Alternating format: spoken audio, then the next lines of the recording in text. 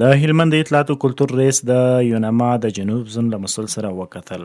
پیل کې د اطلاعات او کلتور رئیس ښاغلي راشد راغلو میلمنو ته د ښه راغلاست ترڅنګ وویل د هلمند اطلاعات او کلتور ریاست د اطلاعاتو، فرهنګ او ګرځندوی او ځوانانو چارو په برخه کې پراخ فعالیتونه ترسره کوي او په تیرو 5 کلونو کې د پام وړ لاسته راوړنې لرلې دي. نوموړي زیاته کړه د اسلامي امارت له بیا واکمنېدو وروسته په هلمند کې رسنیز فعالیتونه د پام وړ پراخ شوي او د اطلاعاتو او آزاد بهیر او خلکو معلوماتو ته د لاسرسي څرګند ثبوت دی.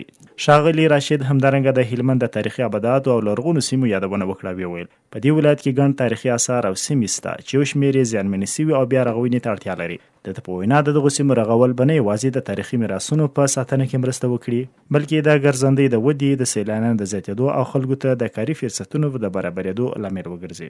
هغه د ځوانانو چارو امریت اړوند د هلمند ښوونیز مرکز فعالیتونو په اشارې وویل په دغه مرکز کې د اسلامي امارت له بیا واکمنېدو راهیسې نږدې 3000 ځوانانو ته د کمپیوټر، عربي او انګلیسي ژبو وړیا زده کړې ورکول شوي او اوس مهال اتمه دوره زده کوونکي په زده کړو بوخت دي.